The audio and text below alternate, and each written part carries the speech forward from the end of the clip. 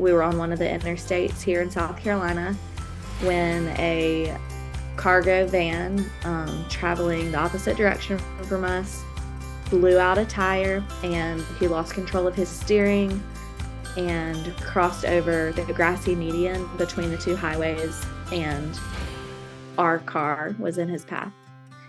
That accident took the lives of my parents and 4 of my siblings and 1 of the girls staying with us as well. On Life Repurposed, you'll find a blend of practical wisdom and biblical inspiration that's designed to help you navigate everyday life with faith, purpose, and hope. We focus on personal and spiritual growth with a range of topics from improving your relationships and discovering your purpose to setting and achieving goals, plus tools and resources to help you live your repurposed life. I'm your host, Michelle Rayburn, the author of books and Bible studies about finding hope in the trashy stuff of life.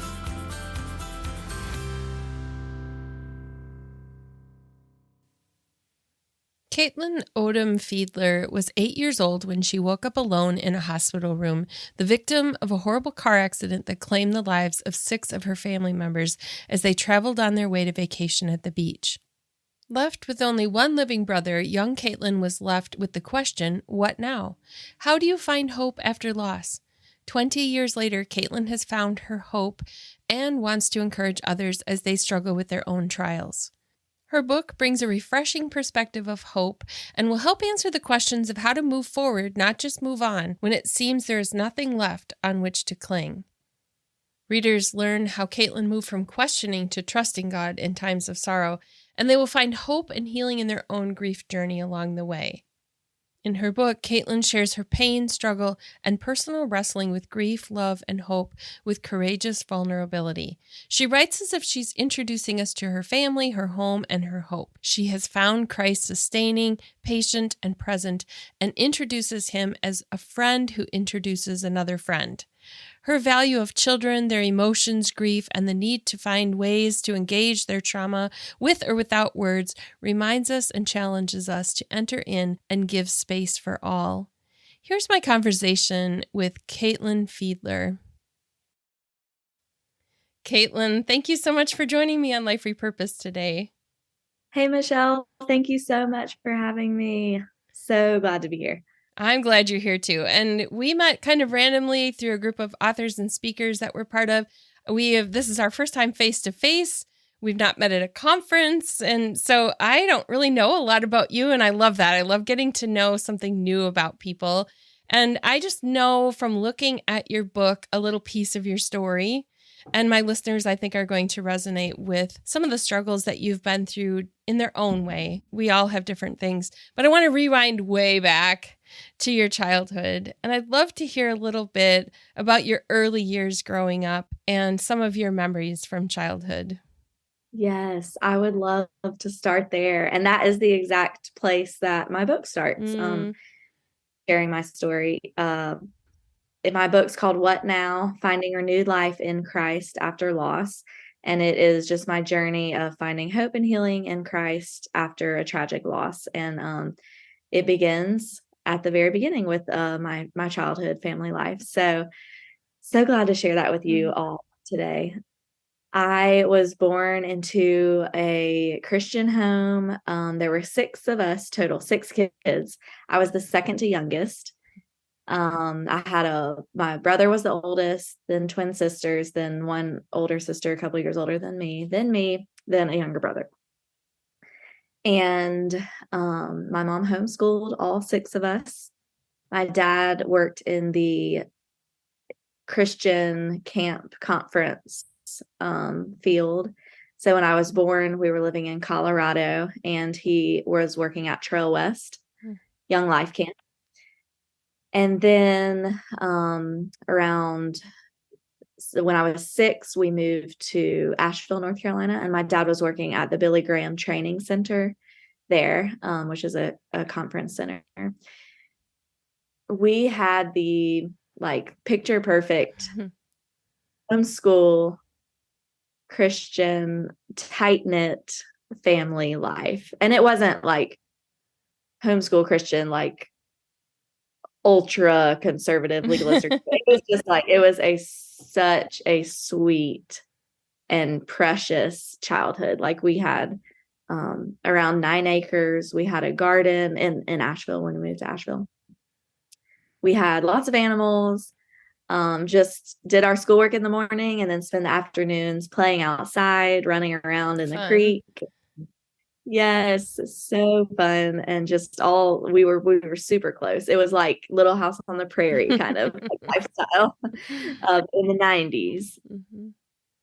So that's just kind of the picture. My parents taught me about the Lord just in words, but also just through watching them live and watching them parent. Like they were so intentional. I'm so thankful, and just it's such a gift that God gave me parents like them for the first 8 years of my life, just to learn about the Lord at a really early age.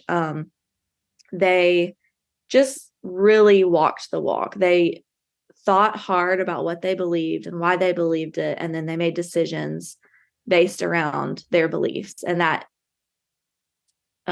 showed through the way they parented, the way they worked, how they disciplined us, how they spoke to us, like every part of their lives. They weren't perfect, but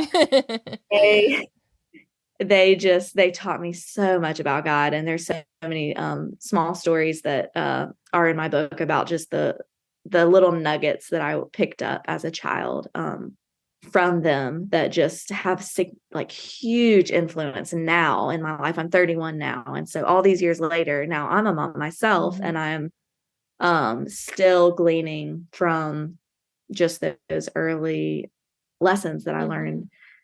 And so if you're listening and you're a mom with young kids at home, I just can't stress enough the importance of, you may not think that your children are even listening to you, or that they care, or that, you're having any impact on them. But I am proof that the early years of life are really the most significant years of learning about God and everything. Just, you're like a sponge, everything, you just soak it up. And so your work matters so much, your intentionality with them,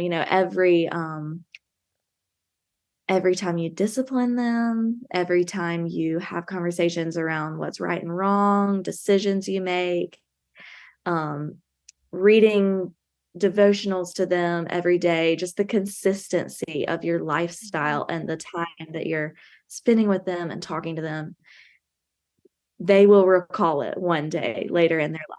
And it matters. So it does. Yeah. Thank you for reminding us of that, because even though I didn't homeschool my boys when they were at home, we incorporated some of those same principles into our everyday life when we were at home, riding in the car, sitting around the table, and all of those intentional things. And so that's a great reminder, whether we homeschool or whether we work out of the home, outside of the home, or stay home, just being so intentional about those moments. Yeah, absolutely. Yeah. Not just for homeschool moms. Yeah.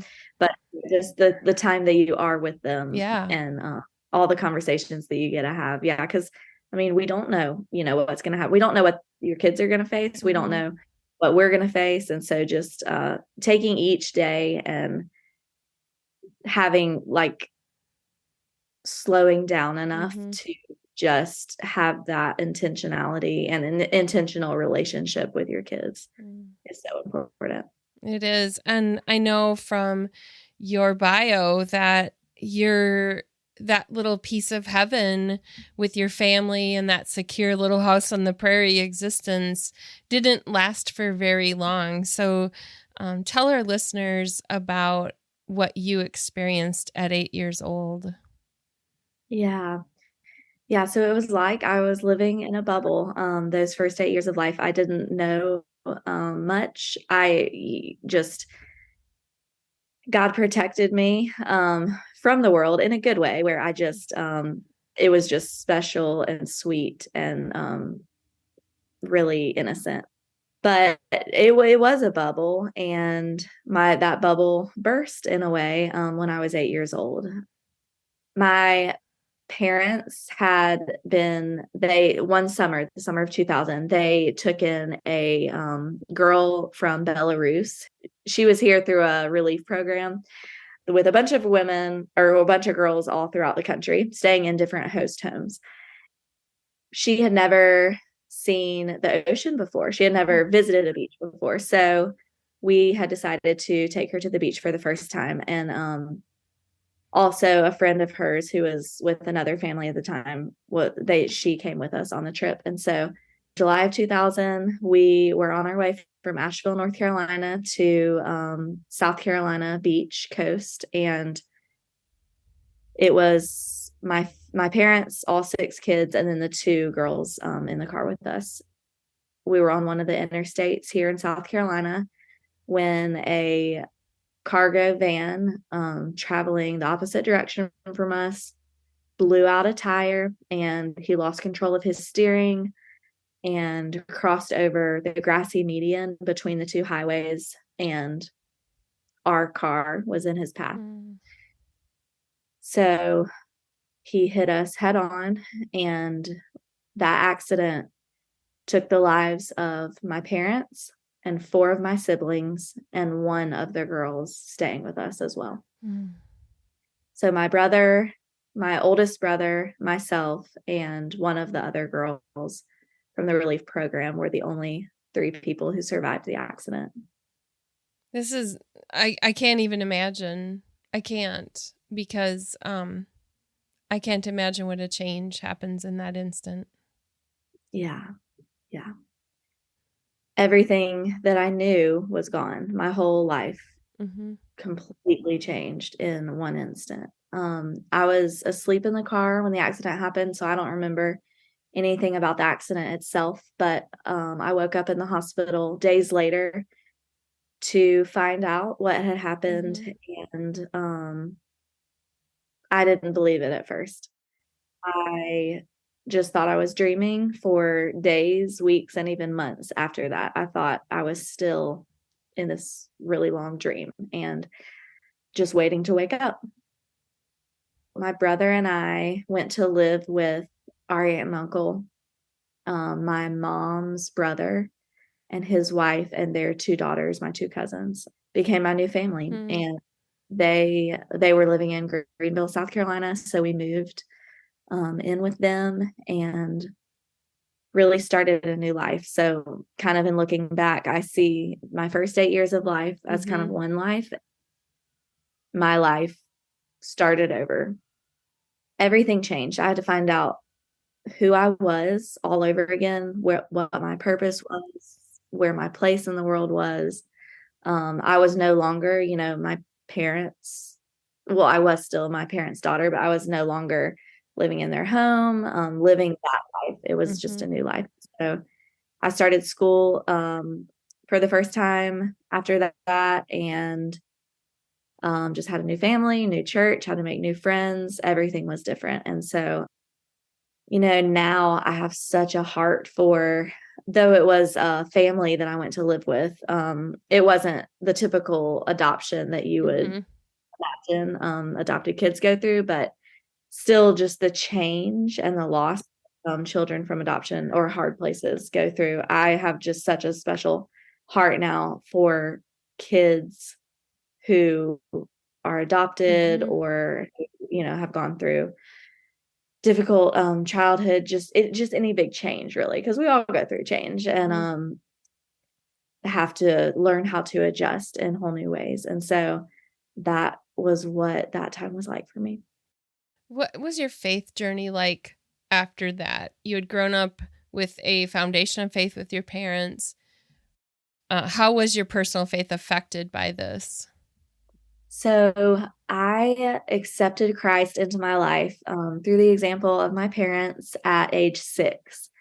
And I prayed and I truly understood, like I felt there was a change, and I understood finally like what that lying was a sin, or being mean to your siblings is a sin, not respecting your parents is a sin. Like I understood that was wrong, and that wasn't honoring to God. And so just that little seed was planted then at that point. So then when I was 8, 2 years later, I really just came to have this very, very special and sweet relationship with the Lord at that time that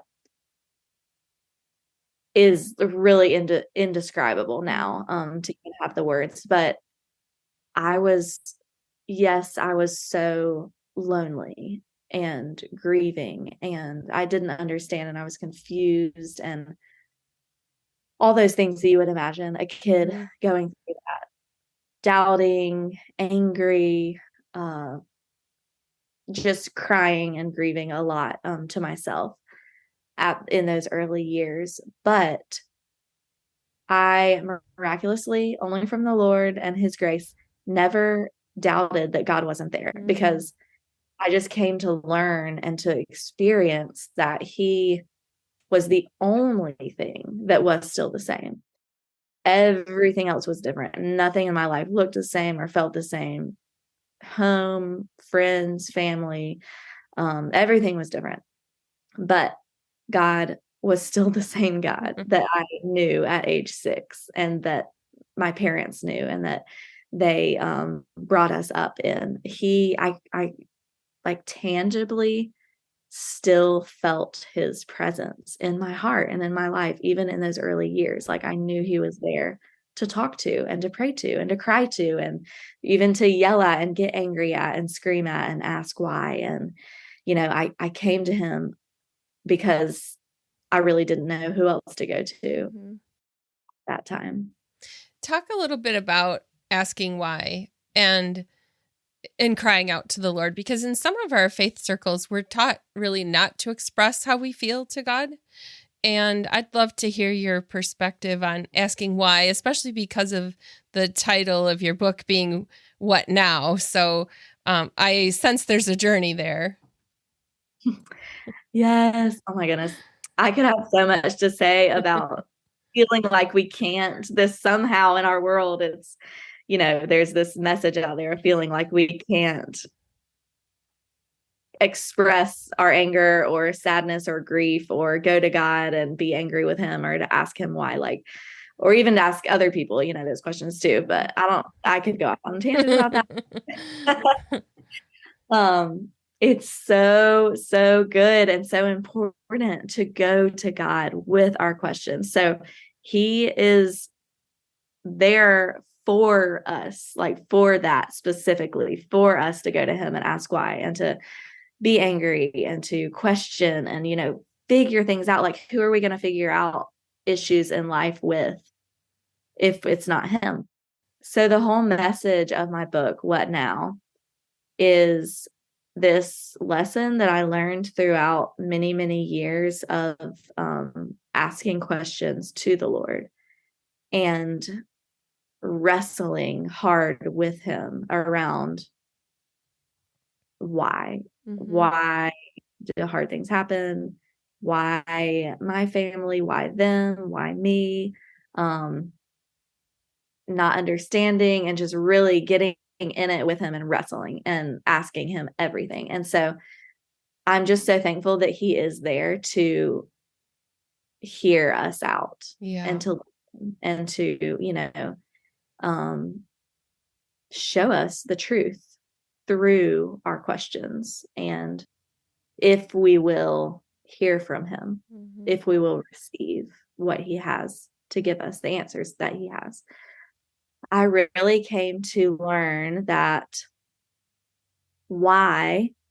asking why is good and needed, but staying there our whole lives gets us nowhere. So, our whole lives, why? I just can't understand. I can't get past it. I can't move past it, and that's where people get stuck. Like so many people, Christians are not, just, something, whatever it is, something will happen in their life that they just can't get past, and it doesn't make sense. And so I'm just going to be angry at God forever. But I came to the point where I realized that, or God showed me, he revealed to me that if I'm going to move forward in life with purpose, I can't stay in the why me, because asking that question is so self-focused and it's inward and it keeps us stuck. But he gave me the question, what now? And asking that question for me was just such a release of a weight that I was carrying. So it just helped me really like therapeutically just be like, this happened, and God tells us that hard things are going to happen. We're not supposed to understand why. We're not entitled to those answers, but we can still trust him. And by asking him what now, it's asking him, how does he want to use the situation, our hurt, our pain, our suffering. We can't go back and change it, but what now? Like what will it look like moving forward with our stories, with all these hard things? So how does he want to use them? And just kind of giving it over to him. And it's very like, takes the focus off ourselves and our own issues, and just kind of draws our eyes back on him, that he is in control and he will use it. And my favorite verse is Romans 8:28. For we know that in all things God works together for the good of those who love him, those who are called according to his purpose. And so that verse just has really meant a lot to me throughout the years, of trusting that it's true, that he really does work all things out for good if we love him and trust, walk in obedience to him. So that's how the title came to be, and just where I'm at.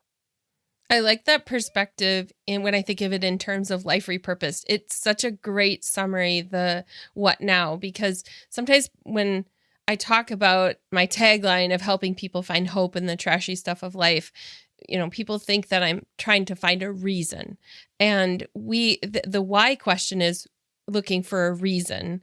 And the what now is looking for what God is going to make of this, rather than trying to figure out why something happened.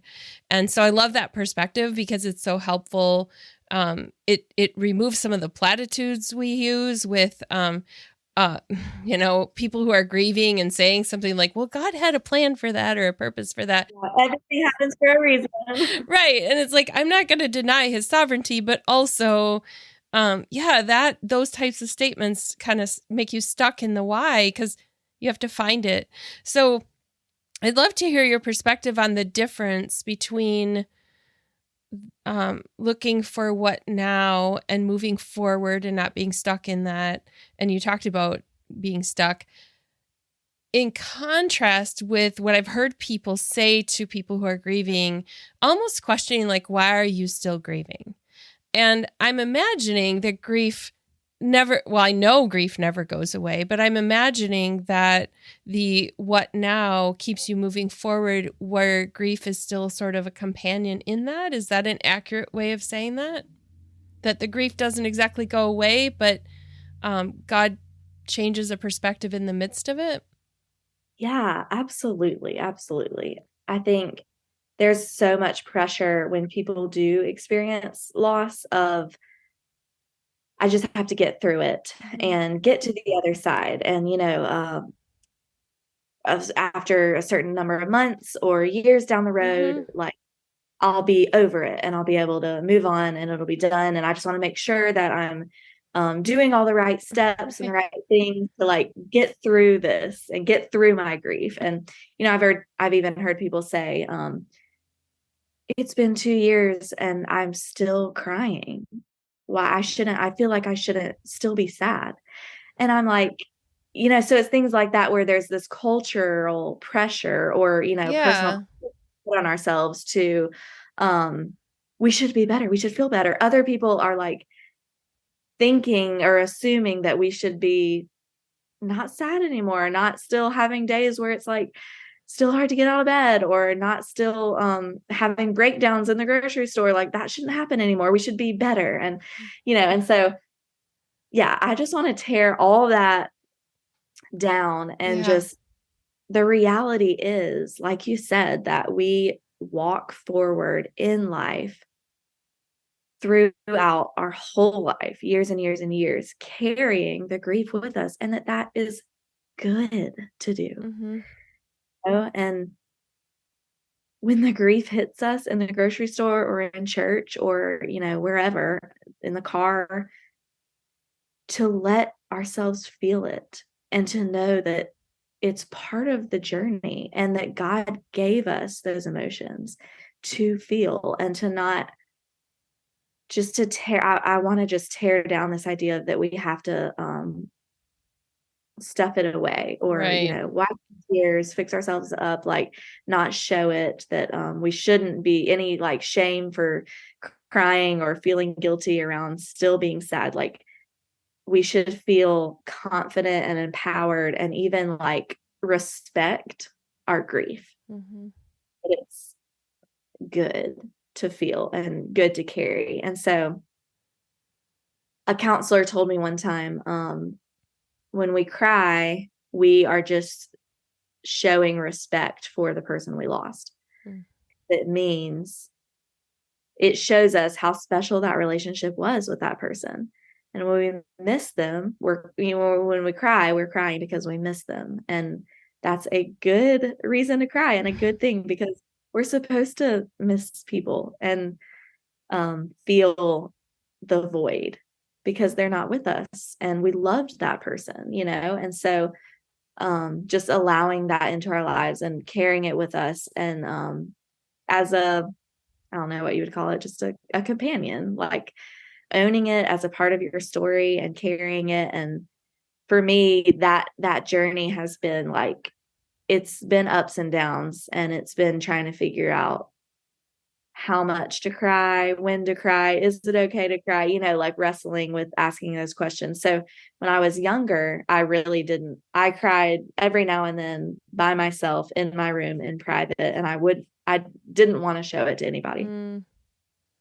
And when I got older into college, and then the couple of years following college, it slowly started to come out more. And I was like, this is good. Like, I just started to allow myself to show it more, whether in counseling or in church with friends, like just being a little bit more okay and comfortable with crying publicly, and and seeing if I could trust the people around me when I was crying and how they reacted and stuff. And so just gradually, like now, I mean, though it still doesn't feel good to cry, or it's still not like ever really comfortable, but now I really do feel like I'm at a place where I can say that it's good, and that I can let myself at any point, at any time. I really long for others to feel the freedom as well to grieve, and to know that it's okay. How about talking with family members or meeting friends? Have you felt a freedom to talk about your siblings and memories and share those things? I'm thinking about like even on your wedding day, and thinking about your parents and your siblings not being there with you. Have you felt that freedom, or is that something that in our Christian circles we can improve on more? My family and those around me have really been a great support system for sharing memories and talking about my family, my biological family members, and those I lost. And so, yeah, I do feel like I've had really, really positive moments to remember and reflect on who they were as people and memories. And it's been really sweet. Everyone who knew them, family members or friends of theirs, like all say the exact same things about who they were, because they were the same all the time to everyone they knew. And so people just have like really consistently awesome, sweet memories and things to say about them, which is really, really cool for me to hear, because I have those same memories too, But I will say just in to answer part of that question, I guess, feeling the freedom or the safety to share with other people, that's something that I've had to learn. Like, you don't want to share super, super personal, hard things unless it's a safe place. And so, yeah, I've had to kind of learn that and figure out what groups of people, what relationships are safe enough to share those really, really personal memories. So for me, that has looked like church community. My family, my husband and I, we have an amazing church community, and I have felt so just surrounded with people there who it's really been a huge part of my healing, of people who want to hear and ask about them and just really can just listen and have given me just the safe space to process and to heal. So I would say second to my own personal counseling, just having a great church community has been such a gift that God has provided me for my healing. That's good to hear. And, the process of writing a book is also kind of cathartic. I know my first book was a memoir and, just telling some little stories, but it's also so vulnerable because now you're opening up that story for anybody who doesn't know your heart as well as all the people around you. And so there's like this vulnerability of putting it out there in the world. So I'd love to know about your book. Like, what made you decide to write it and who did you write it for? Yeah, that's so true. I know I'm talking about sharing your story with people who are safe to carry it and receive it. And now it's out there for anyone to read. Yeah. You don't know Right. who's going to read it. And so, yeah, it was a huge risk, a huge step of faith for me to do that and to be that. Like, as I was writing, I could have written a very more like topical teaching on grief, like more like self-help, biblical grief principles, like whatever. But I just felt this responsibility, I guess, or calling just to make it super, super real and just to share my personal story and everything, that all my memories and my emotions and put it all out there. And so that's what came out. But I think I needed to write it like that. So that for my own healing, just the cathartic process of not holding anything back and being able to freely write my experience of and my journey of grief in hopes that someone else out there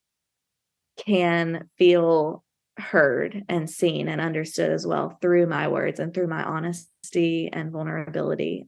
Just that's my prayer, that other people, our stories will all look different, but the feelings that we feel inside and the emotions can feel the exact same no matter what we've been through. And so I just really pray that people don't feel alone through what they're going through. And I wanted people to feel like I've been there and that there is hope, no matter how devastating or no matter how hopeless someone might feel. So I wrote my story originally just for my own healing, because I knew I had to. Like, I don't know if y'all have had that feeling of when you're in church or when you're hearing something and you're just constantly thinking like a step you need to take in your head, like the application of what you're hearing. Like, okay, I'm going to go home after church and I'm going to do this. And that's, that a nugget you take with you. Well, for years, everything I heard, it could have been, I don't know what the pastor was even preaching on or what the message or podcast was even talking about, but whatever I was receiving through it was the Holy Spirit just saying, share your story, share your story, share your story. Because for so long, I had not talked about it. I had just been I'm just going to get through it. I'm going to keep it in. I'm going to keep going, just live my life. And I don't really have to be, nobody really cares that much. I don't have to be that vulnerable. Like, it doesn't matter. It's not that big of a deal if I don't share. But I kind of felt like Jonah, because for years I was like feeling like I need to write it, I need to write it, I need to write it, and I wasn't. And so finally, just y'all might have your own things in your head that you're thinking about, like, yeah, I keep hearing this one thing too, But I finally just came to the point where I was like, I can't ignore it any longer. I just felt such a huge burden of, you have to write your story. And so I guess you could say I just wrote it because I knew the Lord was telling me to. The short answer. But it was for healing. And then as I started writing and I started learning a little bit more about the publishing world and the Christian author world, and I just became more interested in the possibility of it being published. And so, yeah, years down the road from when I first started writing it just for myself, found a Christian publisher, and it was published in April. And so now my whole heart behind it is just for others to know that there's hope, and that whatever it is that you have gone through, just really challenging people to consider how the Lord might use their own personal stories, and what steps do you need to take in order to do that. And so, whether it's small, like maybe you haven't been to church in a long time and you need community. So like going to church, showing up at a church near you on Sunday, or going to your doctor because you feel like you have some mental health issues and you need to talk through that kind of thing with your doctor or your therapist, or, taking care, like there's all kinds of steps that we have in life to take just to heal and to process our own stories. And so I'm just a huge advocate for people taking those steps in order for them to feel better and to heal, and also to be able to help others around them. Yeah, there's so many ways of doing that. And I love that you have, your life is a beautiful example of that. And there may be a listener out there who's like a friend of mine who gave her daughter up for adoption. And during the years before they were reunited, she was volunteering at a pregnancy center and just pouring into women who needed that help with their babies, until one day, 20 years down the road, when she gets, that phone call or email or whatever it was that said, I'm looking for my birth mom. And, so there's stories that we all have our own piece of pain that we're turning into something that God can use, even while we're waiting to know if there's a resolution. And speaking of resolution, I love that you've shared your story, Kaitlyn, because oftentimes we become sort of voyeuristic. We see the news story, the headlines, the clippings of the accident on the highway, and we hear a reporter read in just, straight terms, this is what happened to this family. And we don't know what happens after that. And you telling your story gives us all hope, because we can see that you aren't just a news story, and your family wasn't just a moment on, a few days of TV news, but that you are real people and you have a real story and you have a story of hope. And so I love that you're doing that and that you were obedient with the book, because it just gives me a different perspective, even when I see the news stories, of knowing every one of these that I see on TV every day, there's somebody looking for that hope. So thank you for doing that. I really appreciate that. Where can people find your book? Where can they connect with you? I know your book's on like all the places books are sold, but where can they find you? Thank you so much for sharing that encouragement.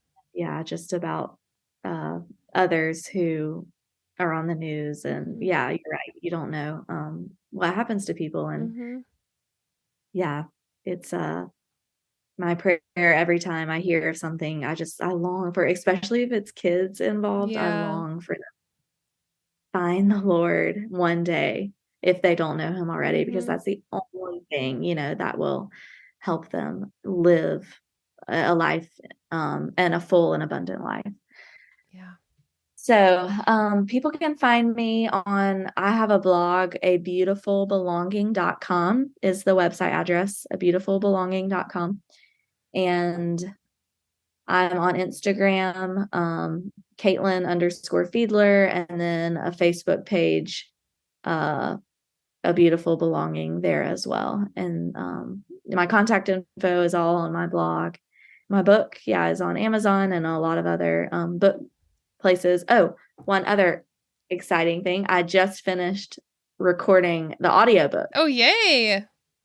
For my book. So that should be posted soon. I don't know when, but maybe within the next few weeks, it should be available on all the audio listening platforms. I do mostly audiobooks because then I can listen to books while I'm out driving somewhere, going for a walk, or cooking supper or something like that.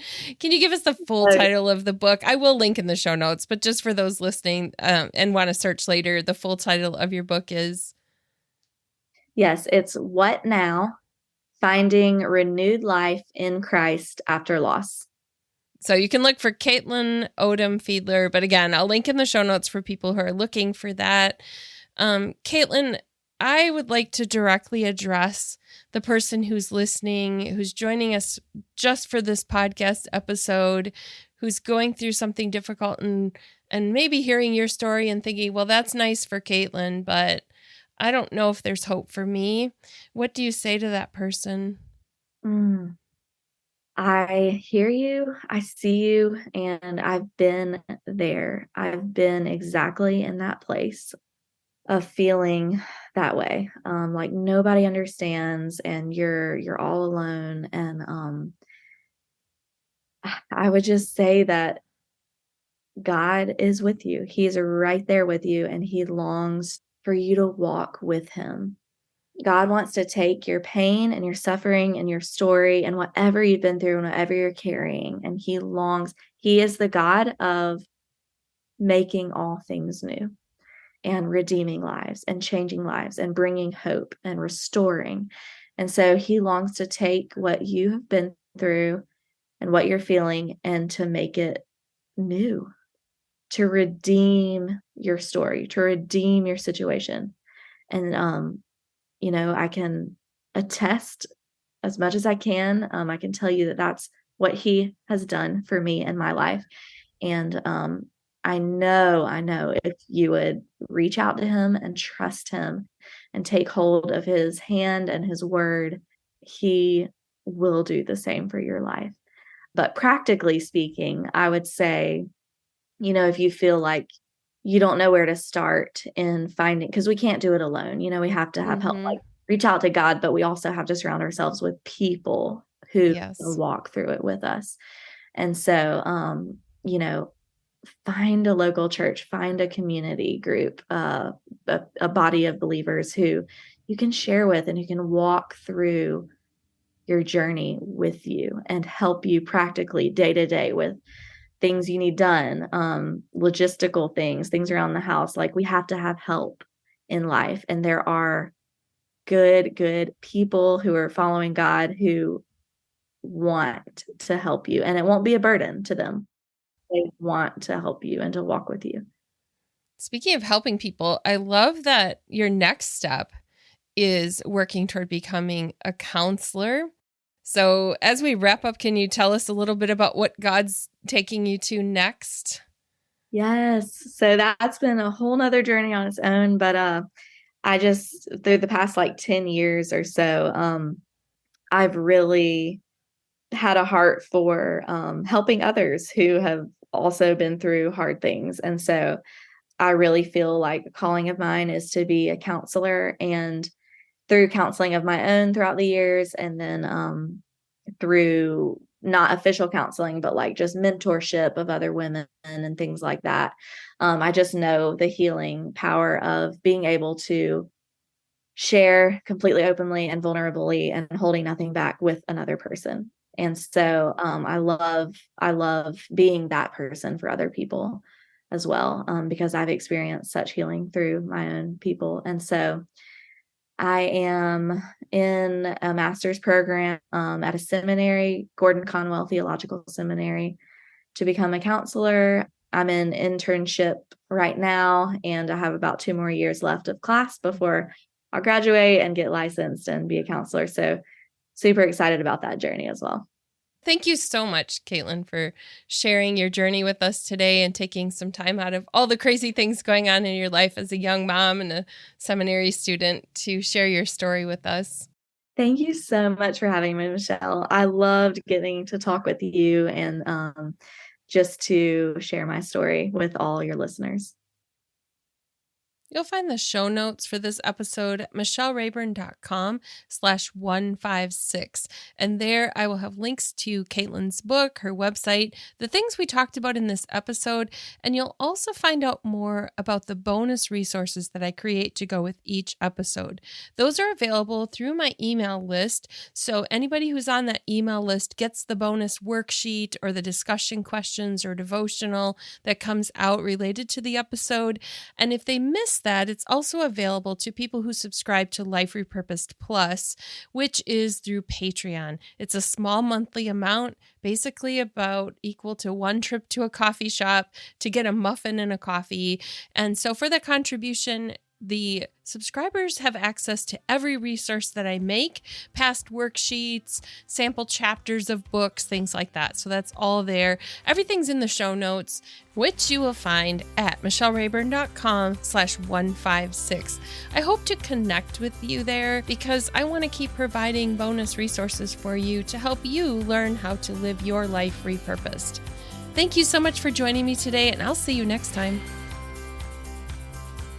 You've been listening to Life Repurposed. If you'd like bonus resources sent to your inbox each week, be sure to sign up at michellerayburn.com.